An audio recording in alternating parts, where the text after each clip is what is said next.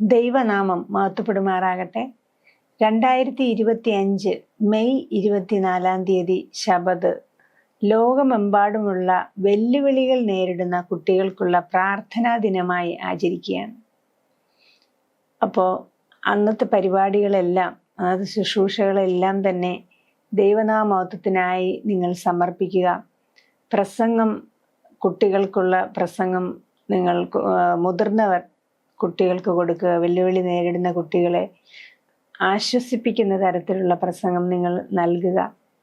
അതുപോലെ തന്നെ കുട്ടികൾക്ക് വേണ്ടി എന്തെങ്കിലും നല്ല കാര്യങ്ങൾ, പോസ്റ്റർ കോമ്പറ്റീഷനും മറ്റു കാര്യങ്ങളും ചെയ്യേണ്ടതായിട്ടുണ്ട്. അത് നിങ്ങൾ ചെയ്യേണ്ടിയിരിക്കുന്നു. ദൈവം നമ്മൾ ഓരോരുത്തരും അനുഗ്രഹിക്കട്ടെ. ഇന്ന് ഞാൻ നിങ്ങളോട് സംസാരിക്കാൻ ആഗ്രഹിക്കുന്നത്, യേശു നമുക്ക് സംരക്ഷണവും ഭാവിയും പ്രത്യാശയും നൽകുന്നു. ഇതിന് ആധാരവാക്യമായി കൊടുത്തിരിക്കുന്നത് ഇരമ്യാവ് 29:11. നിങ്ങൾ പ്രത്യാശിക്കുന്ന ശുഭഭാവി വരുവാൻ തക്കവണ്ണം ഞാൻ നിങ്ങളെക്കുറിച്ച് നിരൂപിക്കുന്ന നിരൂപണങ്ങൾ ഇന്നവ എന്ന് ഞാൻ അറിയുന്നു. അവ തിന്മയ്ക്കല്ല നന്മയ്ക്കത്രയുള്ള നിരൂപണങ്ങൾ എന്ന് യഹോവയുടെ അരുളപ്പാട്. നമുക്കൊരു നിമിഷം പ്രാർത്ഥിക്കാം. ഞങ്ങളിത് വാത്സല്യമായി സ്നേഹിക്കുന്ന സ്വർഗസ്ഥ പിതാവേ, കർത്താവേ, ഈ നല്ല ദിനത്തിൽ അവിടുത്തെ സന്നിധിയിലേക്ക് അടിയങ്ങൾ കടന്നു വരുന്നു. കർത്താവെ, ഈ നിമിഷം വരെയും ഞങ്ങൾ കാത്ത് സംരക്ഷിക്കുന്ന കൃപയോർത്ത് സ്തോത്രം ചെയ്യുന്നു. കർത്താവെ, എന്നാൽ പല രാജ്യങ്ങളിലും പല സ്ഥലങ്ങളിലും പല ഭവനങ്ങളിലും പലയിടങ്ങളിലും സമാധാനമില്ലാതെ ആൾക്കാരായിരിക്കുന്നു. പിഞ്ചു കുഞ്ഞുങ്ങൾ പലതരത്തിലുള്ള വെല്ലുവിളികൾ നേരിടേണ്ടതായിട്ട് വന്നിരിക്കുന്നു. കർത്താവെ, ഈ വെല്ലുവിളികൾ നേരിടുന്ന ഓരോ പിഞ്ചു കുഞ്ഞുങ്ങളെയും ഓർത്ത് അടിയങ്ങൾ പ്രാർത്ഥിക്കുന്നു. കർത്താവെ, അവരേത് തരത്തിലെ വെല്ലുവിളിയാണ് നേരിടുന്നതെങ്കിലും അത് മറികടക്കുവാനും അത് തരണം ചെയ്തുകൊണ്ട് അവിടുത്തെ വാഗ്ദത്തത്തിൽ വിശ്വസിച്ചുകൊണ്ട് ആ സംരക്ഷണം പ്രാപിച്ചുകൊണ്ട് കർത്താവെ, ആ പ്രത്യാശയിൽ നിലനിൽക്കുവാൻ പ്രിയ കുഞ്ഞുങ്ങളെ അവിടുന്ന് അനുഗ്രഹിക്കണമേ. ആ പ്രതിസന്ധി എത്രയും പെട്ടെന്ന് തന്നെ മറികടന്നുകൊണ്ട് മുന്നോട്ട് പോകുവാനും ജീവിതത്തിൽ വിജയിക്കുവാനും അവരെ അവിടെ ഇടയാക്കണമേ എന്ന് യാചിക്കുന്നു. ചോദിച്ചൊരു നന്മകളെ കൊണ്ട് നിറയ്ക്കണം. രക്ഷ നിമിത്തം പ്രാർത്ഥന ചെയ്യിക്കൊള്ളുമാറാകണം സ്വർഗസ്ഥ പിതാവേ, ആമേൻ. പ്രിയ കുഞ്ഞുങ്ങളെ, നമുക്കറിയാം നാം ജീവിക്കുന്നത് ഇന്ത്യയിലാണ്. പ്രത്യേകിച്ച് ഞാൻ മലയാളത്തിലാണ് സംസാരിക്കുന്നത്, നാം കേരളത്തിലാണ്. എന്നാൽ കേരളത്തിലുള്ള അനേകർ പല പല സ്ഥലങ്ങളിൽ മാറി താമസിക്കുന്നവരുണ്ട്, പല രാജ്യങ്ങളിലായി താമസിക്കുന്നവരുണ്ട്. അവരെല്ലാവരും തന്നെ പലതരത്തില് വെല്ലുവിളികൾ നേരിടുന്നവരായിരിക്കാം. കാരണം പട്ടിണിയായിരിക്കാം, പലതരത്തിലുള്ള മാനസിക ക്ലേശങ്ങളായിരിക്കാം. ഇതുപോലെയുള്ളൊരു കൂട്ടരെ നമുക്ക് ബൈബിളിൽ കാണുവാൻ സാധിക്കും. അത് മറ്റാരുമല്ല, ദാനിയേലും കൂട്ടരുമാണ്. നാം ആ രാജ്യത്തെക്കുറിച്ച് ചിന്തിക്കുമ്പോൾ നമ്മുടെ രാജ്യം ഇന്ത്യയാണ്. നമ്മുടെ അയൽ സംസ്ഥാനം എന്ന് പറയുന്നത് ശ്രീലങ്കയുണ്ട്, ബംഗ്ലാദേശ്, നേപ്പാൾ, പാകിസ്ഥാൻ, അങ്ങനെ ദൂരെ പോകുമ്പോൾ അഫ്ഗാനിസ്ഥാൻ, പിന്നെ ഗൾഫ് രാജ്യങ്ങൾ, പിന്നെ കുറെ കൂടെ ദൂരെ പോകുമ്പോൾ അമേരിക്ക, ഇംഗ്ലണ്ട്, അങ്ങനെ പല പല രാജ്യങ്ങൾ നമുക്ക് അടുത്തടുത്തുള്ള ദൂരെയുള്ള രാജ്യങ്ങളായിട്ടുണ്ട്. എന്നാൽ ചില സാഹചര്യത്തിലെങ്കിലും നമുക്ക് മറ്റ് രാജ്യവുമായിട്ട് എന്തെങ്കിലും പ്രശ്നമുണ്ടാവുകയോ അല്ലെങ്കിൽ എന്തെങ്കിലും രീതിയിൽ അവർ നമ്മളെ ആക്രമിക്കാൻ വരുന്നതോ ആയ സാഹചര്യം ഉണ്ടാവാം. ഈ ഇടയ്ക്ക് തന്നെ പാകിസ്ഥാനുമായി ചെറിയ പ്രശ്നങ്ങൾ ഇന്ത്യക്ക് ഉണ്ടായിരുന്നു. അതുപോലെ തന്നെ ഈ ദാനിയേലും കൂട്ടരും താമസിക്കുന്നത് യഹൂദ രാജ്യത്താണ്. ഈ യഹൂദ രാജ്യത്തിൻ്റെ പ്രത്യേകത എന്ന് പറഞ്ഞാൽ അവിടെ ദൈവത്തെ ആരാധിക്കുന്ന ഒരു കൂട്ടം ജനങ്ങളാണുള്ളത്. അവർ 10 കൽപ്പന അവർ പാലിക്കുന്നു. അങ്ങനെയുള്ള ആ ജനങ്ങൾ താമസിക്കുന്ന ഒരു സ്ഥലമാണ് യഹൂദ. എന്നാൽ വർഷങ്ങൾ കഴിഞ്ഞപ്പോൾ ഈ ഇസ്രായേൽ മക്കളാണ് അവിടെ ഉള്ളത്. വർഷങ്ങൾ കഴിഞ്ഞു പോയപ്പോൾ അവരുടെ വിശ്വാസം തണുത്തു പോവുകയും അവർ പിന്നെ പതുക്കെ ബിംബാരാധനയിലേക്ക് തിരിയുന്നു. അവർ 10 കൽപ്പനകളിൽ നിന്ന് പലപ്പോഴും വ്യതിചലിച്ചു പോകുന്നു. അങ്ങനെ ഒരു സാഹചര്യത്തിലായിരിക്കുമ്പോൾ പെട്ടെന്ന് തന്നെ അവിടെ ഒരു ഉപരോധം നടക്കുകയാണ്. ഉപരോധം എന്ന് ഉദ്ദേശിക്കുമ്പോൾ അയൽ സംസ്ഥാനമായ, അതിൻ്റെ അടുത്ത രാജ്യമായ ബാബേൽ. ബാബേലിനെ കുറിച്ച് നമ്മൾ പറയുമ്പോൾ ബാബേൽ ഭരിക്കുന്നത് അന്ന് നെബൂഖദ്നേസർ രാജാവാണ്. യഹൂദയിലെ രാജാവ് യഹോയാക്കീമാണ്. എന്നാൽ ഈ ബാബേൽ എന്ന് പറയുന്നത് വളരെ ഉന്നതമായ ഒരു സംസ്ഥാനമല്ല, ഒരു രാജ്യമാണ്. ഈ രാജ്യത്തിൽ എന്ന് പറഞ്ഞാൽ പണം വളരെയധികമുണ്ട്, സമ്പത്ത് വളരെയധികമുണ്ട്, അവരുടെ കെട്ടിടങ്ങളെല്ലാം വലുതാണ്, അവർക്കുള്ള സുഖ സൗകര്യങ്ങൾ വലുതാണ്, അവർക്ക് എല്ലാ തരത്തിലുള്ള ആയുധങ്ങളുണ്ട്, അവർക്ക് പടയുണ്ട്, അവർക്ക് പട്ടാളമുണ്ട്, അവർക്ക് ഒന്നിനും കുറവില്ലാതെ ബാബേൽ രാജ്യമായിരിക്കുന്നു. അതുകൊണ്ട് തന്നെ അവരുടെ ലക്ഷ്യമെന്ന് പറയുന്നത് അടുത്തടുത്ത രാജ്യങ്ങളെ പിടിച്ചടക്കുക എന്നുള്ളതാണ്. അങ്ങനെ ഒരു സുപ്രഭാതത്തിൽ നെബൂഖദ്നേസറും കൂട്ടരും അവരുടെ പട്ടാളവും വന്ന് യഹൂദ രാജ്യത്തെ വളയുകയാണ്. വന്നു അവര് ആരാധനാലയങ്ങളിൽ പോയി. അവിടെ ചെന്ന് ആരാധനാലയങ്ങളിലെ വിലപ്പെട്ട വസ്തുക്കൾ അവരെടുത്തു. അതുപോലെ തന്നെ വഴിയോരങ്ങളിലും എല്ലാം അവർ വന്നുകൂടി. നമുക്കറിയാം, നിങ്ങൾ ചിലപ്പോൾ കണ്ടിട്ടുണ്ടായിരിക്കാം, ചില സ്ഥലങ്ങളിൽ, അതായത് വഴിയോരങ്ങളിലും അതുപോലെ ഭവനങ്ങളിലും ഓഫീസുകളുടെ മുന്നിലും എല്ലാം ഇങ്ങനെ പട്ടാളം നിരന്നു നിൽക്കുന്ന അവസ്ഥ ചിലപ്പോൾ നിങ്ങൾ ടി വിയിലെങ്കിലും കണ്ടിട്ടുണ്ടായിരിക്കും. അങ്ങനെയുള്ളൊരവസ്ഥ അവിടെ ഉടലെടുത്തു. അങ്ങനെ എല്ലാ വീടുകളിലും പോയി ചെറുപ്പക്കാരായ ആൾക്കാരെ, അതായത് ബാലന്മാരെ, പണി ചെയ്യാൻ കഴിവുള്ള ബാലന്മാരെ അവർ തിരഞ്ഞെടുക്കുകയും അവരെ ഇവിടെ ബാബേൽ രാജ്യത്തിലേക്ക് കൊണ്ടുവരികയും ചെയ്തു. അവരെ കൊണ്ടുവന്നത് അടിമകളായിട്ടാണ്. നമുക്കറിയാം, ഒരു അടിമ എന്ന് പറഞ്ഞാൽ എന്താണ്?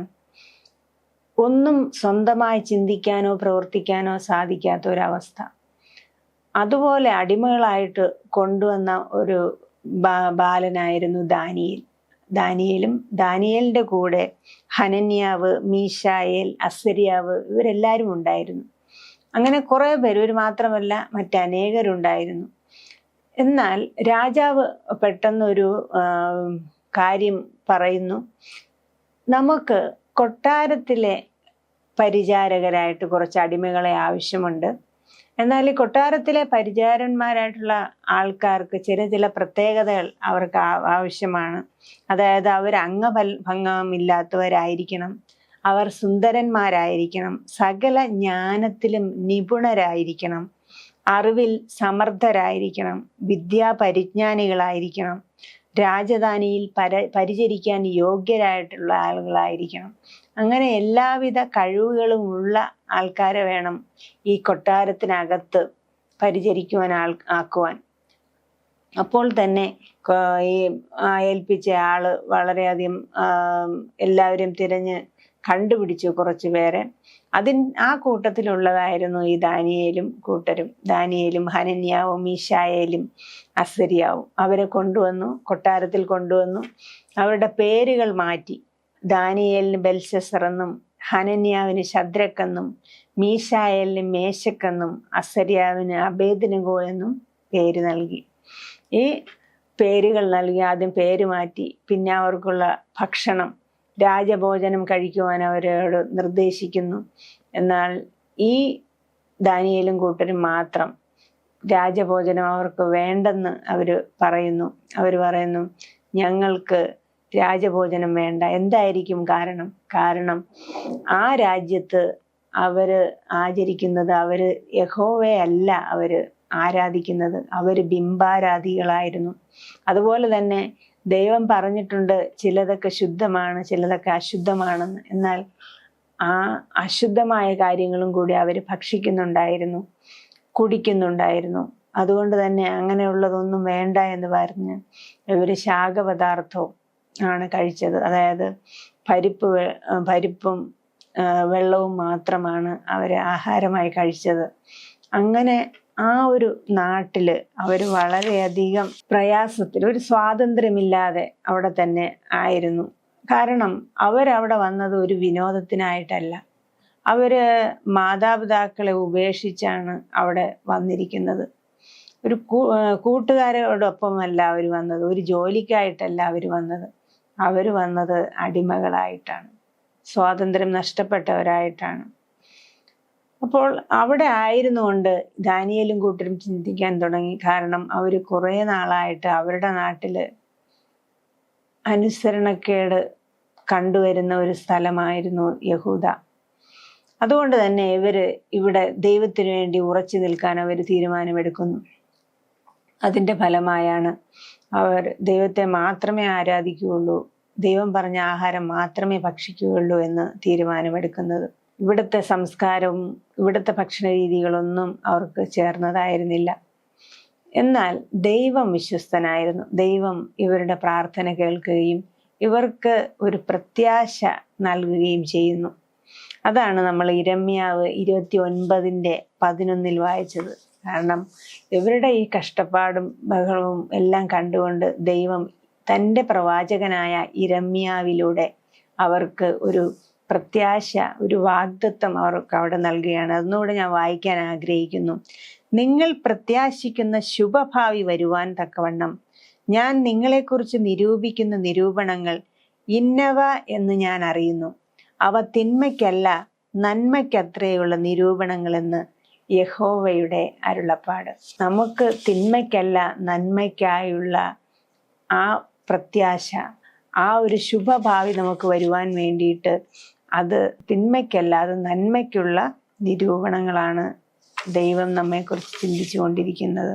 ഇവിടെ ജീവിതം ദുരിതപൂർണമായിരുന്നു എങ്കിലും അവിടെ ഈ വാക്യങ്ങൾ, ഈ പ്രവചനം അവിടെ യിരെമ്യാവിൻ്റെ കൂടെ അവിടെ പറഞ്ഞപ്പോൾ അവർ ശക്തരാകുവാനും അവർക്ക് കൂടുതൽ ദൈവത്തിൽ ആശ്രയിക്കുവാനുള്ള ഒരു വാഞ്ച, ആഗ്രഹം അവരുടെ ഉള്ളിലൂടെ എടുക്കുകയും അവസാനം തങ്ങളുടെ വീണ്ടെടുപ്പിനും സമാധാനത്തിനുമായി ഇത് ഉതകും എന്നവർ മനസ്സിലാക്കുകയും ചെയ്തു.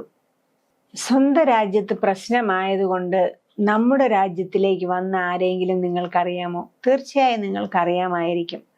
കാരണം അവർ ചിലപ്പോൾ നിങ്ങളുടെ ഭവനത്തിൽ നിങ്ങൾ അഭയം കൊടുത്തിരിക്കാം, അല്ലെങ്കിൽ നിങ്ങളുടെ അയൽവക്കത്ത് താമസിക്കുന്നുണ്ടായിരിക്കും, അല്ലെങ്കിൽ നിങ്ങളുടെ സഭയിലായിരിക്കും അവർ താമസിപ്പിച്ചത്, അല്ലെങ്കിൽ കുറച്ച് അറിയാവുന്ന ഏതെങ്കിലും സ്ഥലത്തായിരിക്കും അവരെ താമസിപ്പിച്ചത്.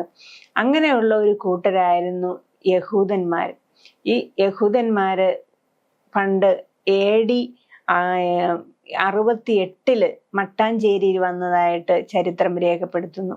കാരണം ആദ്യമായി ഒരു യെരുശലേം ദേവാലയം ശലോമോൻ രാജാവ് പണിതു. ആ ശലോമോൻ രാജാവ് പണിത ആ ദൈവാലയം അത് പിന്നെ നശിപ്പിക്കപ്പെട്ടു. നെബൂഖദ്നേസർ അതിനെ നശിപ്പിച്ചു.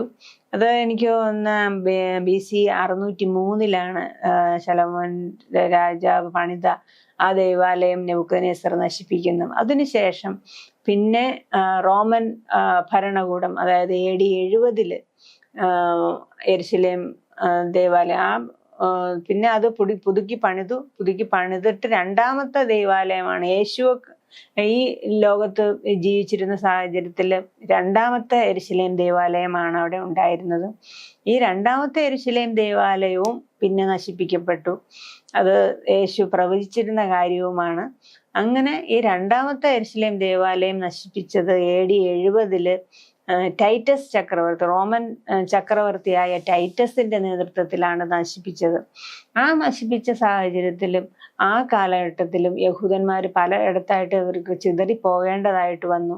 ആ ചിതറിപ്പോയ സാഹചര്യത്തിലാണ് ഇവിടെ മട്ടാഞ്ചേരിയിൽ അവർ വരുന്നത്. ശരിക്കും ഈ യെരുശലേം ദേവാലയം നശിപ്പിക്കപ്പെടുന്നതിന് മുമ്പ് തന്നെ യഹൂദന്മാര് ചിതറിപ്പോയി പലയിടത്തായിട്ട് പലായനം ചെയ്യേണ്ടി വന്നു എന്നാണ് ഇവിടെ ചരിത്രം കാരണം നശിപ്പിക്കപ്പെട്ടെന്ന് നമ്മൾ മനസ്സിലാക്കുന്നത് AD 70 അവർ 68 തന്നെ ഇവിടെ കൊച്ചിയിൽ വന്നതായിട്ട് നമുക്ക് രേഖകളുണ്ട്.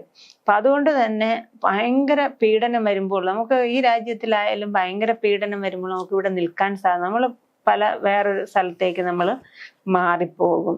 അപ്പോൾ അതുകൊണ്ട് തന്നെ ഈ മട്ടാഞ്ചേരിയിൽ വരികയും, പണ്ട് ഞാനൊക്കെ ചെറുതായിരിക്കുമ്പോൾ ഞാൻ പ്രാവശ്യം മട്ടാഞ്ചേരിയിൽ ആ കൊച്ചി ടൂറിന് പോയപ്പോൾ അവിടെ നന്നായി മലയാളം സംസാരിക്കുന്ന മദാമ്മമാരെ കണ്ട് ഞാൻ അതിശയിച്ചിട്ടുണ്ട്.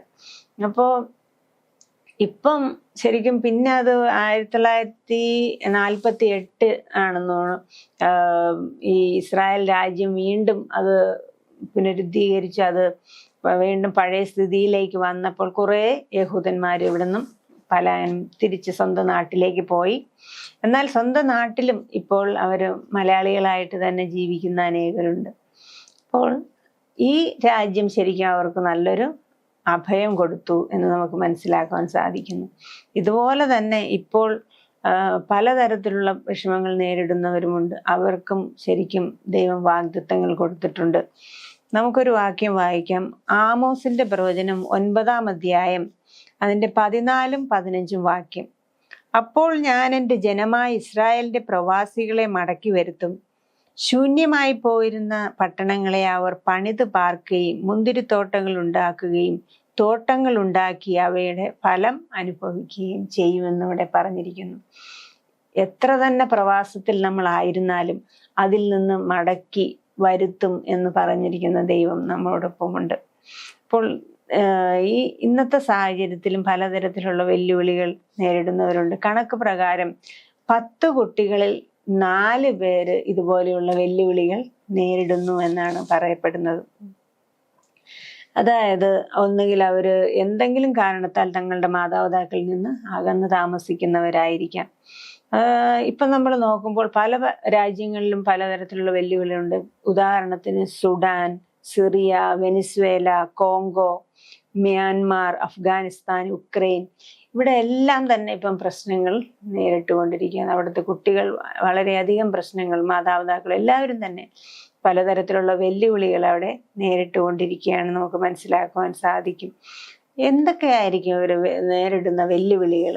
പട്ടിണി, വിശപ്പ്, ശുദ്ധമായ വെള്ളത്തിൻ്റെ കുറവ്, പിന്നെ മാതാപിതാക്കളിൽ നിന്നുള്ള വേർപാട്, നിരക്ഷരത, കാരണം അവർക്ക് പഠിക്കുവാൻ പോകാൻ സാധിക്കുകയില്ല സ്കൂളിലൊന്നും.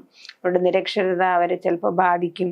ശാരീരിക പീഡനം, മാനസിക മുറിവുകൾ, ലൈംഗിക അതിക്രമം, ഇതെല്ലാം അവർ നേരിട്ടുകൊണ്ടിരിക്കുകയാണ് ഈ കുട്ടികൾ.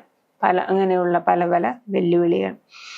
ഈ കുട്ടികൾക്ക് എല്ലാവർക്കും വേണ്ടി നിങ്ങൾ ആരെങ്കിലും ഇത് എൻ്റെ പ്രസംഗം കേൾക്കുന്നുണ്ടെങ്കിൽ, ഈ പീഡനങ്ങൾ നിങ്ങൾ അനുഭവിക്കുന്നുണ്ടെങ്കിൽ ഒരിക്കലും യാതൊരു രീതിയിലും നിങ്ങൾ വിഷമിക്കേണ്ട കാര്യമില്ല. കാരണം ദൈവം നമുക്ക് വാഗ്ദത്തം ചെയ്തിട്ടുണ്ട്. ഈ കാലവും നമ്മൾ കടന്നു പോകും. ഈ വെല്ലുവിളികൾ നമ്മൾ മറികടക്കേണ്ടത്, നിങ്ങൾക്കൊരു ശുഭഭാവി തീർച്ചയായും വരുമെന്നുള്ള വാഗ്ദത്തം ദൈവം നമുക്ക് തന്നിരിക്കുന്നു. അങ്ങനെ ചെയ്തും ഇരിക്കുന്ന ദൈവമാണ് നമുക്കുള്ളത്. അപ്പം അതുകൊണ്ട് തന്നെ ഇങ്ങനെയുള്ള അത്ഭുതങ്ങൾ നിങ്ങളെപ്പോഴും പ്രതീക്ഷിച്ചുകൊണ്ടിരിക്കുക. കാരണം ചിലർ ചിന്തിക്കും, ഒരിക്കലും എൻ്റെ ജീവിതത്തിൽ ഒരിക്കലും ഞാൻ അത്ഭുതം കണ്ടിട്ടില്ല എന്ന് ചിലർ പറയുന്നവരുണ്ട്. എന്നാൽ നിങ്ങളൊന്ന് ചിന്തിച്ചു നോക്കുക, നിങ്ങളുടെ മാതാവിനോ പിതാവിനോ ജോലിയുണ്ടോ? അത് തന്നെ വലിയൊരു അത്ഭുതമാണ്.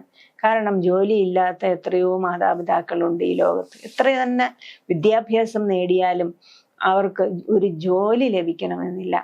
അങ്ങനെ ജോലി ലഭിക്കാത്തവരെക്കാൾ എത്രയോ ശ്രേഷ്ഠമാണ് ജോലിയുള്ള മാതാപിതാക്കളുടെ മകനായി ജനിക്കുക എന്നുള്ളത്.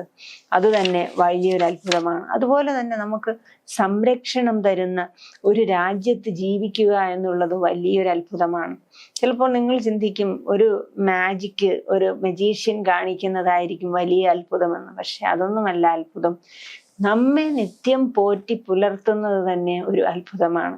നമ്മുടെ ജീവിതം തന്നെ, നാം ജീവിച്ചിരിക്കുന്നു എന്നുള്ളത് തന്നെ ഒരു അത്ഭുതമാണ് തീർച്ചയായിട്ടും. ഒരുപക്ഷെ നിങ്ങൾ ചിന്തിച്ചിരിക്കാം, ഞാൻ വലുതാവുമ്പോൾ ഇന്ന ആളാകും, അപ്പോൾ ചിലപ്പോൾ ഞാനൊരു ഡോക്ടറാവും, അല്ലെങ്കിൽ ഒരു എൻജിനീയർ ആവും, ഒരു നേഴ്സാകും, അല്ലെങ്കിൽ ടീച്ചറാകും എന്ന് നമ്മൾ ഓരോരുത്തരും ചിന്തിക്കും. അപ്പോൾ നിങ്ങളുടെ ആഗ്രഹം എന്തായാലും നിങ്ങൾ വെറുതെ ആ ലക്ഷ്യത്തിലേക്ക് ചിന്തിച്ചിരുന്നാൽ മാത്രം പോരാ. പക്ഷെ നിങ്ങൾ ചെയ്യേണ്ട ഒരു കാര്യമുണ്ട്, നിങ്ങൾ അതിനു വേണ്ടി അധ്വാനിക്കണം. ആ ഒരു ഗോള് നമ്മൾ സെറ്റ് ചെയ്തു കഴിഞ്ഞാൽ ആ ഗോളിലേക്ക് നമ്മൾ എത്തണം. ആ ഗോളിലേക്ക് നമ്മൾ പോകുമ്പോൾ അതിനിടയിൽ വീഴ്ചകൾ വരാം, താഴ്ചകൾ വരാം. എന്നാൽ അതെല്ലാം മറികടന്നുകൊണ്ട് നമ്മൾ മുന്നോട്ട് പോകണം. നമ്മുടെ ശുഭഭാവി മാത്രം ചിന്തിച്ചുകൊണ്ട് നമ്മൾ മുന്നോട്ട് പോകേണ്ട കാര്യമുണ്ട്. ഇവിടെ നമ്മൾ നോക്കുമ്പോൾ പലതരത്തിലുള്ള പ്രശ്നങ്ങൾ നമുക്ക് അഭിമുഖീകരിക്കേണ്ടതായിട്ട് വരും. ചിലപ്പോൾ നമ്മൾ പഠിക്കാൻ പോകുന്ന സ്കൂളിൽ ചിലപ്പോൾ ടീച്ചർമാർ നമ്മോട് നേരെ സംസാരിച്ചെന്ന് വരില്ല. നിങ്ങളെ ചിലപ്പോൾ അധിക്ഷേപിക്കുന്ന വാക്കുകൾ ചിലപ്പോൾ ഉപയോഗിച്ചെന്നിരിക്കാം. ചിലപ്പോൾ നമ്മുടെ മാതാപിതാക്കൾ തന്നെ നമ്മൾ അധിക്ഷേപിക്കുന്ന വാക്കുകൾ ഉപയോഗിച്ചെന്നിരിക്കാം. പോകുന്ന വഴിയിൽ നിങ്ങൾക്ക് പ്രശ്നങ്ങൾ നേരിടാം. എന്നാൽ അതെല്ലാം മറികടന്നുകൊണ്ട് നിങ്ങൾ കഠിനാധ്വാനം ചെയ്ത് നന്നായി പഠിച്ച് മുന്നേറി ആ ലക്ഷ്യസ്ഥാനത്ത് എത്തുക എന്നുള്ളത് വളരെ പ്രധാനമാണ്. അതിനിടയ്ക്ക് ദുശീലങ്ങളും പലതരത്തിലുള്ള പ്രശ്നങ്ങളും നമ്മെ മാടി വിളിച്ചേക്കാം. സാത്താൻ അതിലേക്ക് നമ്മളെ വലിച്ചിടാം. നെഗറ്റീവ് ചിന്താഗതികൾ നമ്മുടെ ഉള്ളിലേക്ക് വരാം. എന്നാൽ പോസിറ്റീവായിട്ടുള്ള കാര്യങ്ങൾ മാത്രം ചിന്തിച്ചുകൊണ്ട് നമുക്ക് എന്തൊക്കെ ഉണ്ട് എന്ന് എന്തൊക്കെ ഇല്ല എന്നുള്ളതല്ല, എന്നാൽ എന്തൊക്കെ ഉണ്ട് എന്ന് നമ്മൾ ചിന്തിച്ചുകൊണ്ട് നമ്മൾ മുന്നോട്ട് പോകേണ്ടത് വളരെ ആവശ്യമാണ്. അങ്ങനെ നമ്മൾ മുന്നോട്ട് പോകും, തീർച്ചയായും നമുക്ക് വിജയം ലഭിക്കും. ആ ലക്ഷ്യസ്ഥാനത്ത് നമുക്ക് എത്തിച്ചേരുവാൻ സാധിക്കും. അത് മാത്രമല്ല, നമ്മൾ ആ ലക്ഷ്യസ്ഥാനത്ത് എത്തിക്കഴിഞ്ഞാലും നമ്മൾ ചെയ്യേണ്ട മാക്സിമം നമ്മൾ ചെയ്യണം. കാരണം ആ ലക്ഷ്യസ്ഥാനത്ത് എത്തിക്കഴിഞ്ഞ് പിന്നെ നമ്മൾ അവിടെ വെച്ച് മതിയാക്കുകയല്ല. നമുക്ക് എന്താണോ കിട്ടിയിരിക്കുന്നത്, നമ്മൾ ആഗ്രഹിച്ച ആ ഒരു പൊസിഷൻ, ഒരു ഡോക്ടർ ആവാം, ഒരു പാസ്റ്റർ ആവാം, അല്ലെങ്കിൽ നേഴ്സ് ആവാം, അല്ലെങ്കിൽ മറ്റെന്തെങ്കിലും ജോലിയാവാം, ഒരു ടീച്ചറാവാം, ഏത് ജോലിയായാലും നിങ്ങളുടെ മാക്സിമം നിങ്ങൾ ചെയ്യുക. അല്ലാതെ നിങ്ങൾ പുറകോട്ട് മാറുന്ന സേവനമായിരിക്കണം നിങ്ങളുടെ ലക്ഷ്യം. ഏത് ജോലിയായാലും ദൈവത്തിന് വേണ്ടിയും മനുഷ്യരുടെ വേണ്ടിയും ഞാൻ സേവനം ചെയ്യും എന്നുള്ള ഒരു ലക്ഷ്യമായിരിക്കണം. മറ്റുള്ളവർക്ക് നന്മ ചെയ്യും എന്നുള്ള ലക്ഷ്യമായിരിക്കണം നിങ്ങളുടെ ഉള്ളിൽ ഉണ്ടായിരിക്കേണ്ടത്. അപ്പൊ അതുകൊണ്ട് തന്നെ ഒരിക്കലും മടിച്ചു നിൽക്കാൻ പാടില്ല. നാം ദാനിയേലേയും ഉണ്ണിയും കൂട്ടരെയും എടുത്തു നോക്കിയാൽ തന്നെ നമുക്ക് മനസ്സിലാക്കാൻ സാധിക്കും. എന്താണ് ദാനിയേലും കൂട്ടരും അവിടെ ഭയങ്കര പ്രശ്നം. അവർ അടിമകളായിട്ട് വന്നതുകൊണ്ട് തന്നെ അവർക്ക് സ്വാതന്ത്ര്യമായിട്ടൊന്നും ചെയ്യാൻ സാധിക്കില്ല. അവർക്ക് എന്തെങ്കിലും ഒരു കാര്യം ചെയ്യണമെങ്കിൽ തന്നെ ആരെങ്കിലും ഓർഡർ കൊടുത്താൽ മാത്രമേ അവർക്ക് അത് ചെയ്യുവാൻ സാധിക്കുകയുള്ളായിരുന്നു. അതുപോലെ അവർക്ക് അവരുടെ സ്വന്തമായിട്ടൊന്നും ചിന്തിക്കാൻ പോലും സ്വാതന്ത്ര്യമില്ലാത്ത സാഹചര്യമായിരുന്നു. പക്ഷെ അവരൊന്നും പിറുപിറുത്തില്ല. അവരുടെ ആ ലക്ഷ്യസ്ഥാനത്തിന് വേണ്ടി ആ ശുഭഭാവി തന്നെ മാത്രം ലക്ഷ്യമാക്കിക്കൊണ്ട് ദൈവത്തെ ആരാധിച്ചുകൊണ്ട് മുന്നോട്ട് പോയി. തീർച്ചയായും അവർക്ക് ആ ലക്ഷ്യം ഉറപ്പാക്കുവാൻ സാധിച്ചു. അവർക്ക് തീയിൽ കൂടെ നടക്കുവാൻ സാധിച്ചു. സിംഹക്കൂട്ടിൽ ഒരിക്കലും സിംഹങ്ങൾ ദാനിയേലിനെ പിടിച്ചു തിന്നില്ല.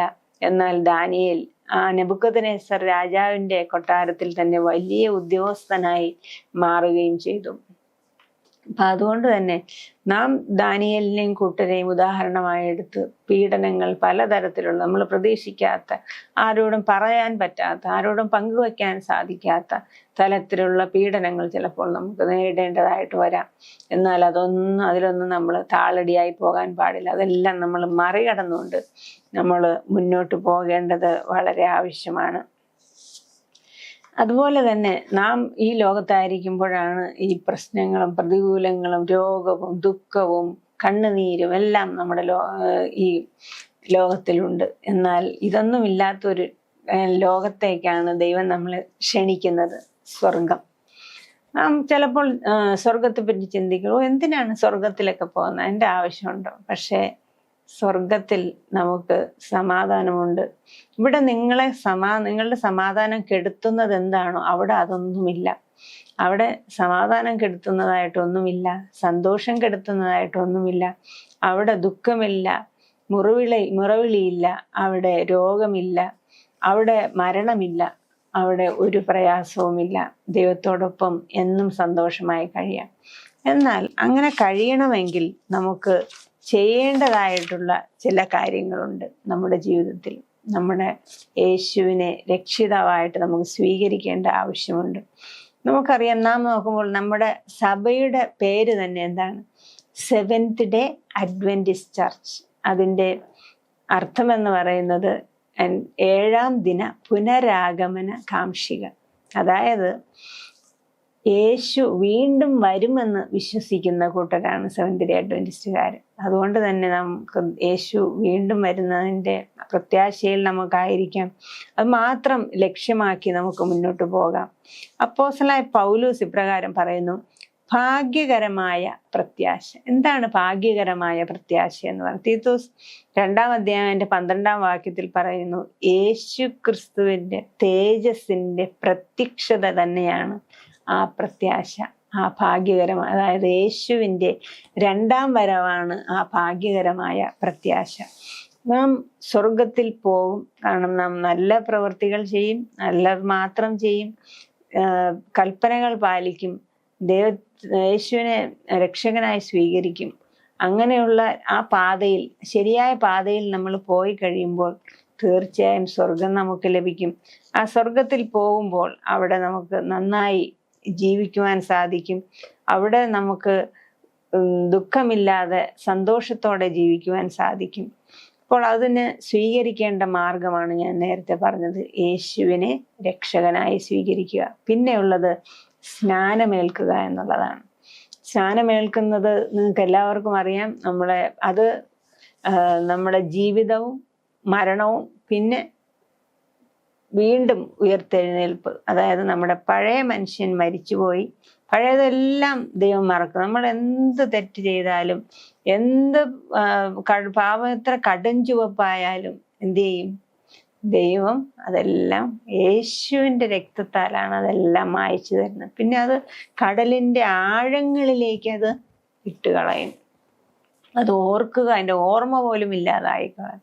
അതുകൊണ്ട് ഇന്ന് നിങ്ങൾക്ക് പുതിയൊരു ജീവിതം നിങ്ങൾക്ക് നയിക്കണമെന്ന് ആഗ്രഹമുണ്ടെങ്കിൽ തീർച്ചയായും നിങ്ങളുടെ ഏത് വെല്ലുവിളി നേരിടുന്ന സാഹചര്യത്തിലായാൽ പോലും, കാരണം ദാനിയേലിനെയും കൂട്ടരെയും പോലെ നിങ്ങൾക്ക് നല്ല ഒരു ശുഭഭാവി വരുവാൻ തക്കവണ്ണം ആ ജീവിതത്തിലേക്ക് വഴി തെളിക്കുവാൻ ദൈവത്തിന് സാധിക്കും. അതുകൊണ്ട് നിങ്ങളുടെ പാപങ്ങൾ എത്ര കടും ചുവപ്പായാലും നമുക്കത് ഹിമം പോലെ വെളുപ്പിക്കുവാൻ സാധിക്കും. അതിന് നമുക്ക് ചെയ്യേണ്ട ഒരേ ഒരു കാര്യം നമ്മുടെ കർത്താവായ യേശുവിൻ്റെ പാദങ്ങളിലേക്ക് കടന്നു വരിക, യേശുവിനെ രക്ഷകനായി സ്വീകരിക്കുക, സ്നാനപ്പെടുക.